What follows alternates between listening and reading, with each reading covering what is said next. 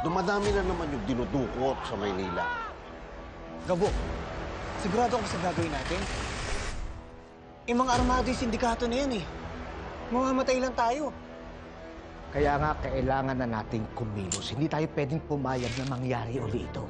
Si Betsay na ang manager ng Beer Gin. Tinatarant na ako ng tatay mo eh. Sabihin mo lang sa akin, Ibiang, yayariin ko na yun. Binaril ko na nga yung tatay ni Gabo. E di isusunod ko yung madrasta niya. Ikaw ang bumarel? Ikaw ba? Makinig kayo. Ang target natin ay si Mr. Chan. Sino man ang haharang, tumba nyo.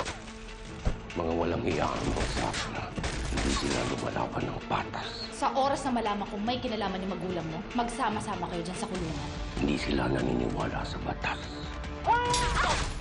Ano sa mata? Buhay ka pa ba? Huwag niyo ayaw makatas! Ilabas yun si Samantha tapos ang usapan natin. Alam mong teritoryo ko to, Ricardo. Baka gusto mong hindi ka na makalabas ng buhay dito. Kinakailangan po kasi ng trabaho eh. Kailangan ko ng pera. Saan nakuha ni Gabo yung malaking pera? Pap, sana mapagbigyan niyo ako. Wala kaming alam dyan! Wala!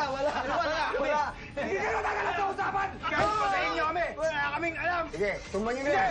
Kailangan ko po talaga ng trabaho. Pwede kita bigyan ng servisyo, pero hindi ko alam kung handa ka na. May dahilan kung bakit tayo nagtagpo. Para mabigyan natin ng hustisya ang mga mahal natin sa buhay. At matulungan ang lahat ng mga taong binakape. Inatanggap ko ang misyon. Ibigay niyo ang lahat ng armas na kakailanganin ni Gabo.